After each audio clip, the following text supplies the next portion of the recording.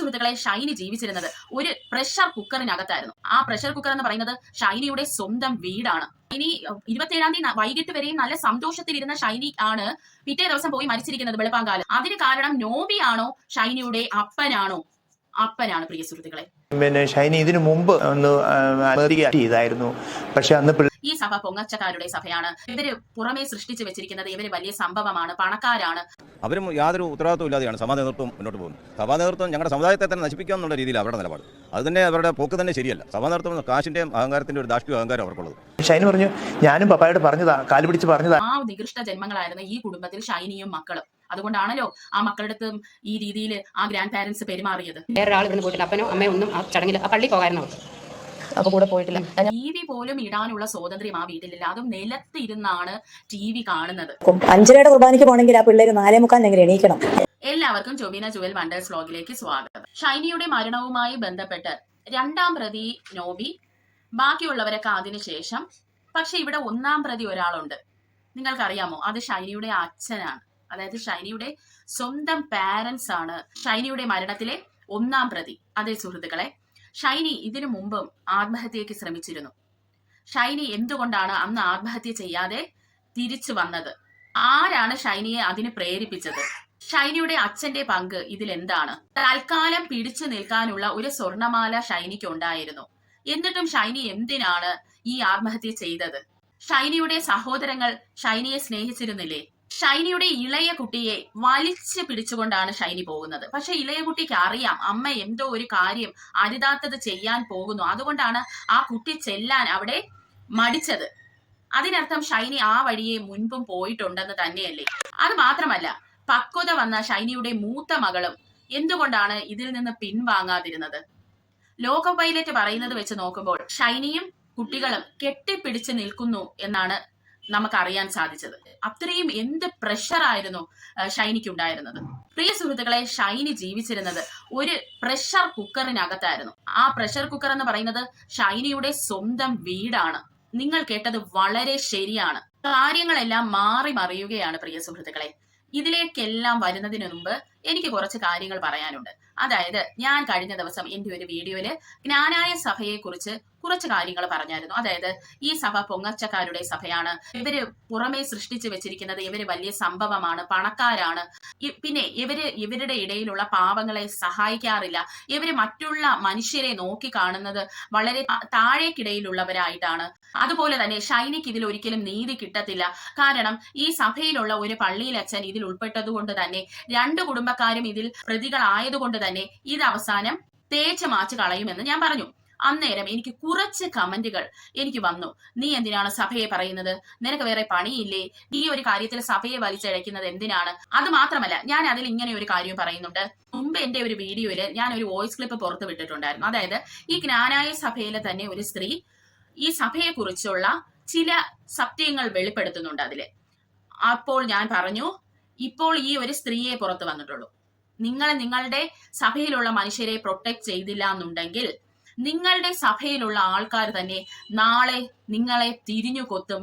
അവർ വന്ന് നിങ്ങളുടെ ഈ പൊയ്മുഖം, നിങ്ങൾ ഈ സൃഷ്ടിച്ചു വെച്ചിരിക്കുന്ന പൊയ്മുഖം സമൂഹത്തിന്റെ മുമ്പിൽ വലിച്ചു കീറും എന്ന് ഞാൻ പറഞ്ഞിരുന്നു അല്ലേ? അപ്പോൾ ഞാൻ പറയുമ്പോഴാണ് അത് എല്ലാവർക്കും ഒരു വിഷമം. എന്നാൽ പ്രിയ സുഹൃത്തുക്കളെ, ഈ സഭയിലുള്ള നല്ലവരായ കുറച്ച് മനുഷ്യർ ചേർന്ന് നമ്മുടെ ഷൈനിക്ക് നീതി വേണമെന്ന് പറഞ്ഞ് ഇന്ന് കോട്ടയത്ത് മുള്ളശ്ശേരി സെന്റ് തോമസ് ജ്ഞാനായ ചർച്ചിൽ ഒരു കൂട്ടായ്മ ഉണ്ടാക്കുകയും അവർ ഷൈനിയുടെ നീതിക്കായി പോരാടാൻ തുടങ്ങി. പ്രിയ സുഹൃത്തുക്കളെ, അവർ, അതായത് നിങ്ങളുടെ ഈ ജ്ഞാനായ സഭയിലുള്ള ആളുകൾ പറയുന്നത് നിങ്ങൾ കേൾക്കൂ, എന്നിട്ട് നിങ്ങൾ എന്നെ കുറ്റം പറയൂ. അപ്പോൾ നമുക്ക് ആ സഭയിലുള്ള ആളുകൾക്ക് എന്താണ് പറയാനുള്ളതെന്ന് കേട്ടിട്ട് വരാം. പ്രധാനമായും നമ്മൾ മുന്നോട്ട് വയ്ക്കുന്ന ആവശ്യം എന്താണ്? കുറച്ചുകൂടി ഒരു കാര്യക്ഷമമായ അന്വേഷണമാണ്. അന്വേഷണം ഇതിനുണ്ടാകണം. കാരണം ഇനി ഇങ്ങനെ ഒരു സംഭവം ഈ സമൂഹത്തിൽ നമുക്കിനി ഉണ്ടാകാൻ പാടില്ല. ഒരു പ്രത്യേകമായി ഞങ്ങളുടെ സഭാ തലത്തിൽ പോലും ഒരു അന്വേഷണമോ ഇതോ നടത്തുന്നില്ല. അവരും അന്വേഷിക്കണമെന്ന് തന്നെയാണ് പറയുന്നത്. കാരണം ഞങ്ങളുടെ ജ്ഞാനായ സമുദായത്തിൻ്റെ അകത്ത് ഞങ്ങൾക്കൊക്കെ ഒത്തിരി ബുദ്ധിമുട്ടുണ്ടാക്കിയ ഒരു സംഭവമാണിത്. അപ്പം അതിനെ എങ്ങും പ്രതികരിച്ചൊന്നും കണ്ടില്ല. അപ്പം സഭാ നേതൃത്വത്തിനും ഇതിൻ്റെ അകത്ത്, കാരണം അവരൊരു കുറിപ്പ് പോലും ഇറക്കുന്നില്ല ഇതിനെപ്പറ്റി, മനസ്സിലാവും. അവർ കാട്ടുതീയായിട്ട് തന്നെ മറ്റുള്ള ഇടവകളിലോട്ട് പടരണമെന്നാണ് ഞങ്ങളുടെ. അതുകൊണ്ടാണ് ഞങ്ങൾ ഇങ്ങനെ ഒരു കൂട്ടായ്മ. അത് ഞങ്ങൾ ഇടവക്കാർ മാത്രം ചെന്നു. ഇതിൻ്റെ അകത്ത് വൈദികരോ ആരുമില്ല. അങ്ങനെ ഇടവക്കാർ മാത്രം കൂട്ടായ തീരുമാനം എടുത്തതാണ്. ഇതിന്റെ അന്വേഷണം അതിൻ്റെ അകത്ത് എടുക്കണം. ഇതിനകത്തൊരു ഉത്തരവാദികളാണ് സഭാ നേതൃത്വം. സഭയ്ക്കും സമുദായത്തിനും ഇതിനൊരു ഉത്തരവാദിത്തം ഇല്ലേ? പാവപ്പെട്ട ജനങ്ങളെ സഹായിക്കുക എന്നുള്ളത് സഭയുടെയും സമുദായത്തിൻ്റെയും അവർക്ക് വന്ന പീഡനങ്ങളുടെയും അതിൻ്റെ ഇടപെട്ട് അവരത് കൈകാര്യം ചെയ്യേണ്ടതാണ്. അവരും അതിനകത്തൊരു ഒന്നും ചെയ്യുന്നില്ല. അവരും യാതൊരു ഉത്തരവാദിത്വം ഇല്ലാതെയാണ് സഭാ നേതൃത്വം മുന്നോട്ട് പോകുന്നത്. സഭാ നേതൃത്വം ഞങ്ങളുടെ സമുദായത്തെ തന്നെ നശിപ്പിക്കുക എന്നുള്ള രീതിയിൽ അവരുടെ നിലപാട്. അതുതന്നെ അവരുടെ പോക്ക് തന്നെ ശരിയല്ല. സഭാ നേതൃത്വം കാശിൻ്റെയും അഹങ്കാരത്തിൻ്റെ ഒരു ധാർഷ്ട്യ അഹങ്കാരം അവർക്കുള്ളത്. അതും അവരും ഇതിനകത്ത് മുന്നോട്ട് ഇറങ്ങി വരാത്തതിൻ്റെ കുഴപ്പങ്ങളാണ് ഇതിനകത്തുള്ളത്.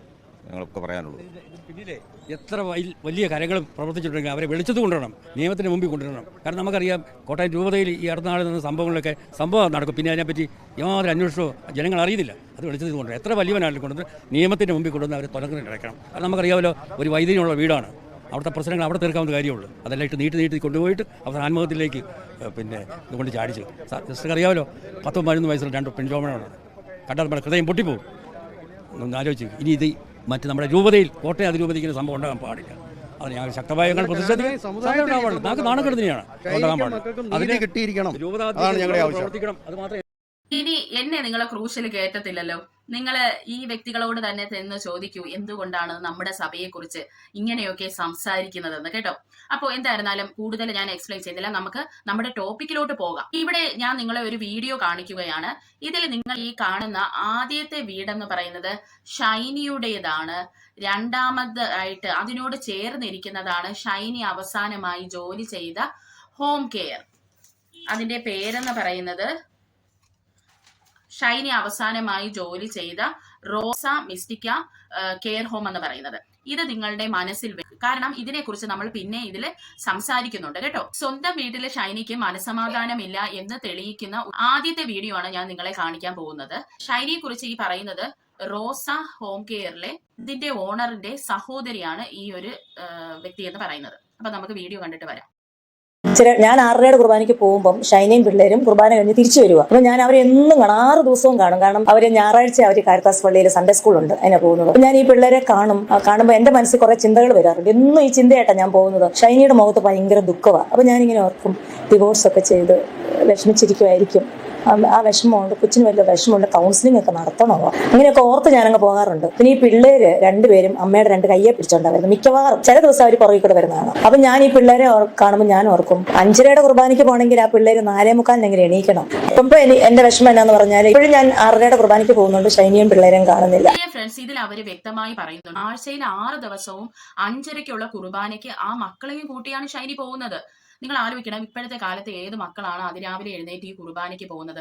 അവര് പറഞ്ഞ പോലെ ഒരു 4:45 എഴുന്നേക്കണം, അല്ലേ?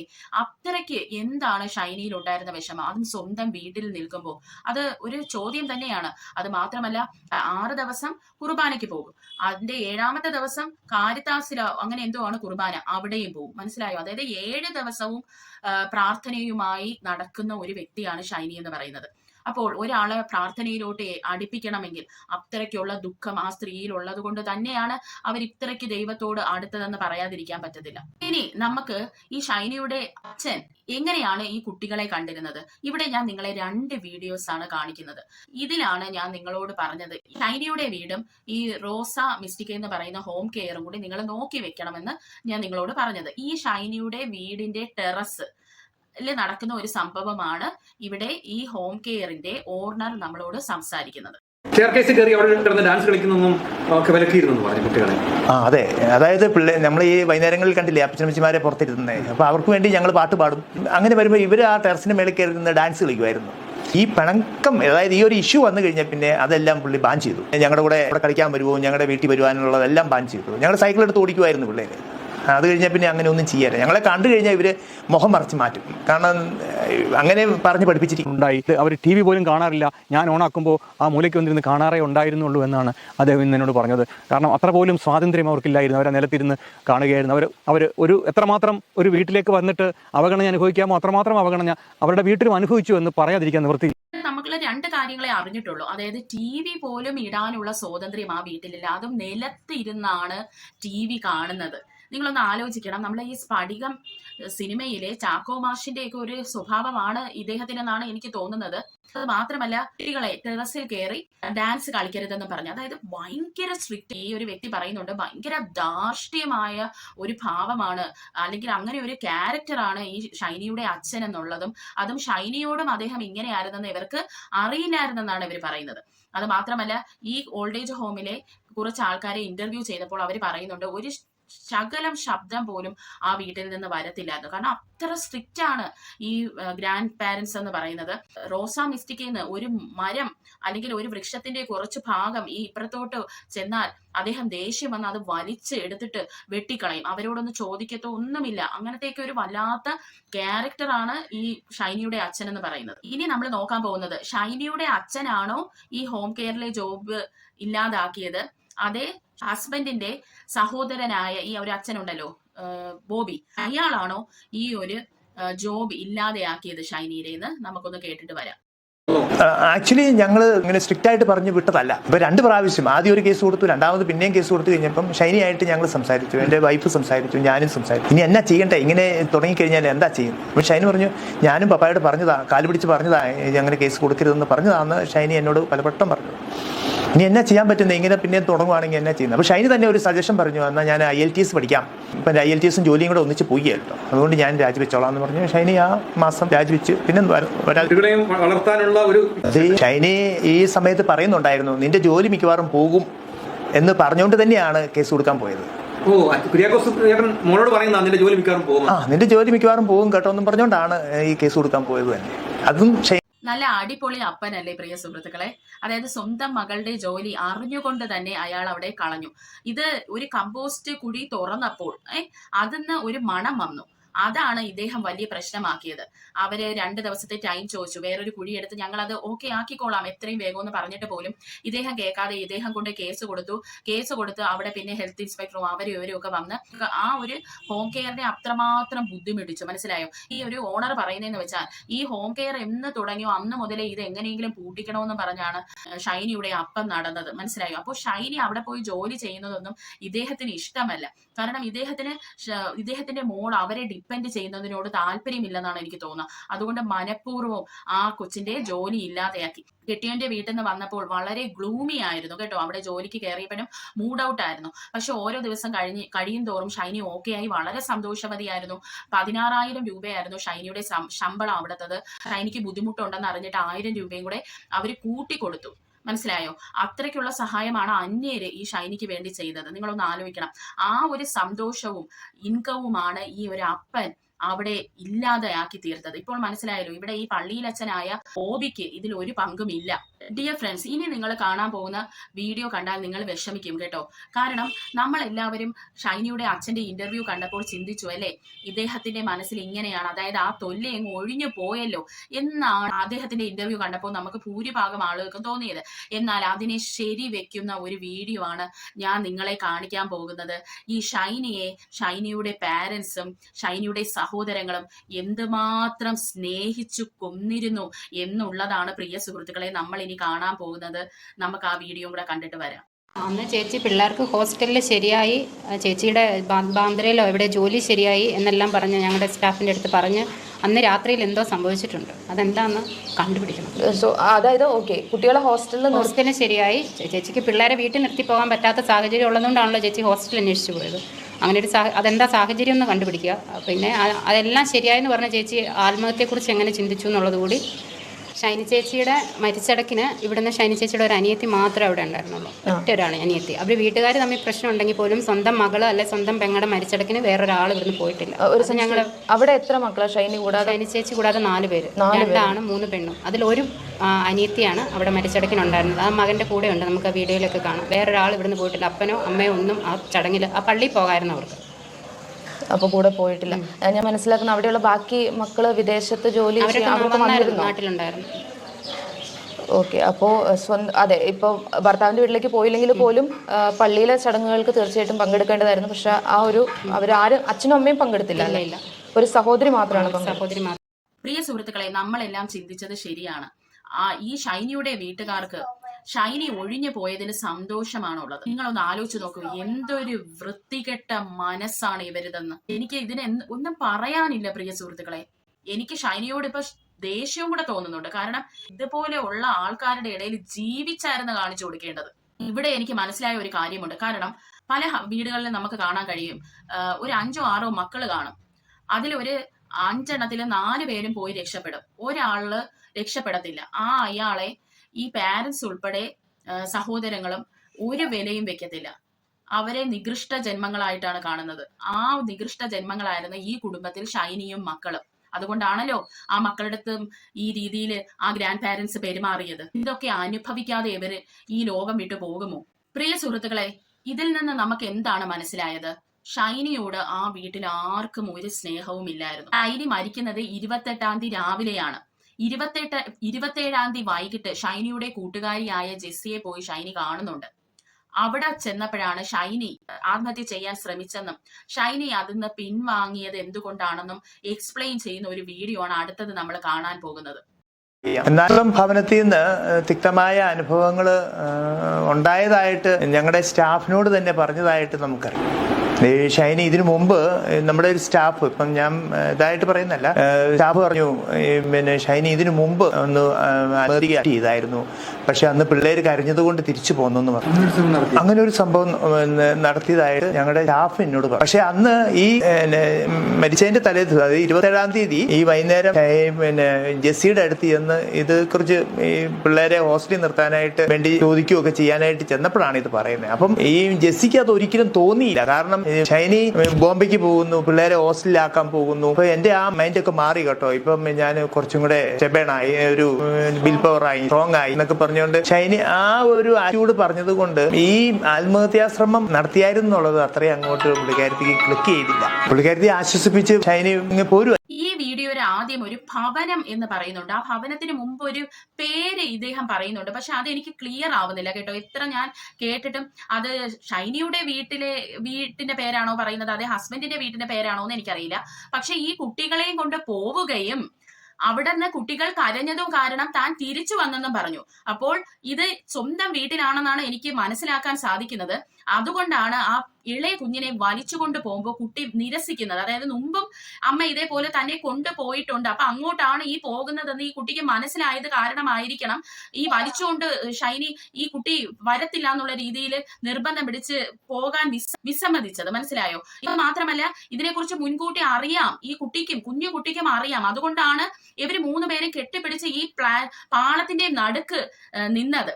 പ്രിയ സുഹൃത്തുക്കളെ, ഇവിടെ നമ്മുടെ ഈ ഷൈനിയുടെ ഹസ്ബൻഡ് നോബി ചെന്ന് പെടുകയാണ് ഉണ്ടായത്. കാരണം അന്ന് 27-ാം തീയതി വൈകിട്ട് താൻ ബോംബെക്ക് പോകുന്നതെന്നും മക്കൾക്കുള്ള ഹോസ്റ്റൽ ശരിയായെന്നും വളരെ സന്തോഷവതിയായിട്ടാണ് ഷൈനി അത് കൂട്ടുകാരിയുടെ അടുത്ത് പറഞ്ഞിരിക്കുന്നത്. അത് മാത്രമല്ല, മരിക്കുന്നതിന് മുമ്പ് ഈ 4-5 പവന്റെ ഒരു മാലയും അവിടെ ഊരി വെച്ചിട്ടാണ് ഷൈനി പോകുന്നത്. അപ്പൊ ആ ഒരു മാലയും ഉണ്ട്. അപ്പൊ പണവും അത്യാവശ്യമാണെങ്കിൽ ഷൈനിക്ക് അത് എടുക്കാം, അല്ലെ? അത് പണയം വെച്ച് ഷൈനിക്ക് എടുക്കാം. അപ്പൊ പണവും അല്ലായിരുന്നു അവിടുത്തെ പ്രശ്നം. ഈ കെയർ ഹോമിലെ സ്റ്റാഫ് തന്നെ പറയുന്നുണ്ട്, ഷൈനി 27-ാം തീയതി വൈകിട്ട് വരെയും നല്ല സന്തോഷത്തിലിരുന്ന ഷൈനി ആണ് പിറ്റേ ദിവസം പോയി മരിച്ചിരിക്കുന്നത്. വെളുപ്പാങ്കാലത്ത് കുർബാനയ്ക്ക് ആ പോകുന്ന സമയത്താണ് ഈ മരിച്ചിരിക്കുന്നത്. അപ്പോൾ അന്ന് രാത്രി ആ വീട്ടിൽ എന്തോ ഒന്ന് നടന്നു. അതിന് കാരണം നോബിയാണോ ഷൈനിയുടെ അപ്പനാണോ? അപ്പനാണ് പ്രിയ സുഹൃത്തുക്കളെ.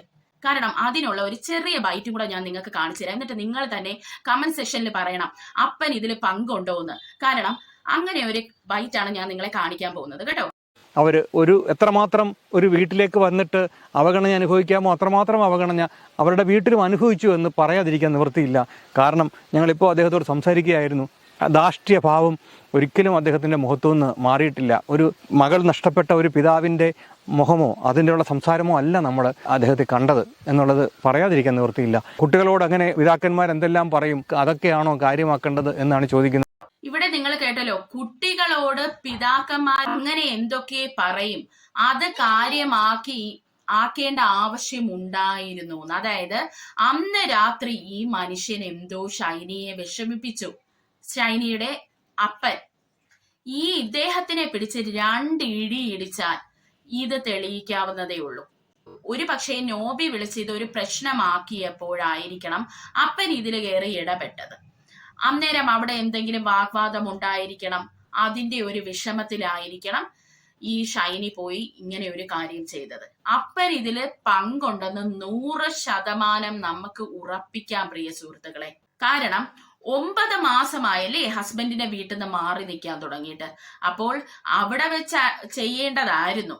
അവിടെ ഇത്രയും വർഷം ജീവിച്ചിട്ട് ഷൈനി ചെയ്തിട്ടില്ല. പക്ഷേ സ്വന്തം വീട്ടിൽ എന്തോ ഒരു ഇഷ്യൂ ഉള്ളതുകൊണ്ട്, അതായത് തനിക്കും തന്റെ മക്കൾക്കും ആശ്രയമില്ല, ഇങ്ങനെ ഇട്ട് ഒരു പ്രഷർ കുക്കറിലിട്ട് ഇയാളെ എന്നും പുഴുങ്ങിയെടുക്കുകയല്ലേ, അത് സഹിക്ക വയ്യാതെ തന്നെയാണ് ആ സ്ത്രീ ആത്മഹത്യ ചെയ്തത്. ഈ നോബിയുടെ കഷ്ടകാലത്തിനാണ് അദ്ദേഹം അന്ന് കുടിച്ചിട്ട് ഷൈനിയെ ആ സമയത്ത് വിളിക്കുകയും കൂടെ ചെയ്തത്. അപ്പൊ എല്ലാം കൂടെ ആയപ്പോ കണക്കായി. അപ്പൊ ഇതില് ആദ്യത്തെ പ്രതി ഈ അച്ഛനാണ് വരുന്നത്, രണ്ടാമത് ഈ നോബിയും വീട്ടുകാരും എല്ലാം വരും, എല്ലാണോ കണക്കാ. ഇതില് ഈ ഒരു സ്ത്രീ ഉണ്ടല്ലോ ഞാൻ ഈ കാണിക്കുന്ന, ഇവരുടെ അടുത്ത് എനിക്ക് ചോദിക്കാനുള്ളത്, ഇവരെന്ന് പറയുന്നത് ഈ നോബിയുടെ സഹോദരന്റെ ഭാര്യ എന്നാണ് എനിക്ക് അറിയാൻ സാധിച്ചത്. ഈ പുള്ളിക്കാരി കഴിഞ്ഞ ദിവസം വന്ന് ഈ BSc നഴ്സിംഗ് പഠിപ്പിക്കുന്നതിന്റെ കുറെ കണക്കൊക്കെ പറയുന്നുണ്ടായിരുന്നു. എനിക്ക് ഈ വ്യക്തിയുടെ അടുത്ത് ചോദിക്കാനുള്ളത്, ഈ ഷൈനി ഒരു BSc നഴ്സ് ആയിരുന്നല്ലോ, പോട്ടെ GNM ആയിരുന്നാലും UK പോവാം. ഈ UK പോകാൻ റെഡിയായി നിന്ന ഷൈനിയെ ഭർത്താവിന്റെ അച്ഛന് ക്യാൻസർ ആണെന്നും പറഞ്ഞാണ് അവിടെ പിടിച്ചു നിർത്തിയത്. എന്നിട്ട് ഈ കുട്ടിയെ കൊണ്ട് 3 ലക്ഷത്തിന്റെ ലോണും കൂടെ എടുപ്പിച്ചു ഇദ്ദേഹത്തിനെ ട്രീറ്റ് ചെയ്യാനായിട്ട്. എന്നിട്ട് ആ പൈസ തിരിച്ചു കൊടുത്തില്ല. അതിന്റെ പേരും പറഞ്ഞാണ് അന്ന് നോബി വിളിച്ച് തെറി പറയുന്നത്. അപ്പൊ ഈ സ്ത്രീയുടെ അടുത്ത് എനിക്ക് ചോദിക്കാനുള്ളത്, നിങ്ങള് ആ UK പോകുന്ന സമയത്ത് ആ കൊച്ചിനെ ഇങ്ങ് വിട്ടുകൂടായിരുന്നോ? നിങ്ങൾക്ക് പോയി എന്ന് നോക്കാൻ അമ്മായിയപ്പനെ. അതൊന്നും പറ്റത്തില്ല. വെറുതെ ആ വീട്ടിലല്ല താമസിക്കുന്ന ഈ പുള്ളിക്കാരി, വെളിയിലാണ് താമസിച്ചിട്ടാണ് വന്നിരുന്ന് വീരവാദം മുഴക്കുന്നത്. ഈ ഷൈനിയുടെ അച്ഛനെ ഉണ്ടല്ലോ, ചോദ്യം ചെയ്യേണ്ട രീതി ചോദ്യം ചെയ്ത നല്ല മണി പോലെ അയാള് കാര്യങ്ങൾ പറയും. ഇയാൾ എന്തോ അന്ന് പറഞ്ഞിട്ട് തന്നെയാണ് ഈ ഷൈനി പോയി ആത്മഹത്യ ചെയ്തിരിക്കുന്നത്. അതുകൊണ്ടാണ് അയാളെ വായിന്ന് തന്നെ അത് വന്നത്. അതായത് അപ്പന്മാരങ്ങനെ പലതും പറയും, അതും കേട്ട് അത് ഇത്ര കാര്യമായിട്ട് എടുക്കാനുണ്ടോന്ന്. അപ്പോ അത് കാര്യമായിട്ട് എടുത്തിട്ടാണ് മകള് പോയി ആത്മഹത്യ ചെയ്തതെന്ന് ഇയാൾക്കറിയാം. ഈ അപ്പനെ എന്തോ ഒളിക്കാനുള്ളത് കൊണ്ടല്ലേ ആ മൊബൈൽ ഫോൺ ഇത്രയും ദിവസം ഒളിപ്പിച്ചു വെച്ചത്. നമ്മുടെ ഷൈനിയുടെ സഹോദരങ്ങളുണ്ടല്ലോ, ഈ പുറത്തൊക്കെയുള്ള സഹോദരങ്ങള്, അവർക്കൊക്കെ എന്ന് പറഞ്ഞാലുണ്ടല്ലോ ഇതൊക്കെ സ്റ്റാൻഡേർഡിനെ ബാധിക്കും പ്രിയ സുഹൃത്തുക്കളെ. മനസ്സിലായില്ലേ? അവർക്കൊക്കെ അവരുടെ വില നശിക്കുന്ന കാര്യമാണ് ഇതൊക്കെ എന്ന് പറയുന്നത്. ഒരു സഹോദരി തൂങ്ങി മരിച്ചു, ആളുകളൊക്കെ അറിഞ്ഞു, നാട്ടിൽ വലിയ പ്രശ്നങ്ങളായി. അപ്പൊ അവർക്കൊന്നും ആളുകളെ ഫേസ് ചെയ്യാൻ വയ്യ. അതാണ് ഓടിപ്പോയി രക്ഷപ്പെട്ടത് എല്ലാവരും. ആ ക്രിമേഷൻ നടന്ന ഉടനെ പോയി ഇവിടെന്ന് സ്ഥലം വിട്ടല്ലാണോ? എവിടെ പോയിട്ട് എന്ത് കാര്യം? എത്ര പണം ഉണ്ടായിട്ട് എന്ത് കാര്യം? വിവരമെന്ന് പറയുന്ന സാധനം ഇല്ല ഇതുങ്ങൾക്കൊന്നും, മനുഷ്യത്വമില്ല. കർമ്മയെന്ന് പറയുന്ന ഒരു കാര്യമുണ്ട്. എല്ലാരും നോക്കിയിരുന്നു, എല്ലാരും എല്ലാം അനുഭവിച്ചിട്ടേ ഈ ലോകം വിട്ടിട്ട് പോകത്തുള്ളൂ.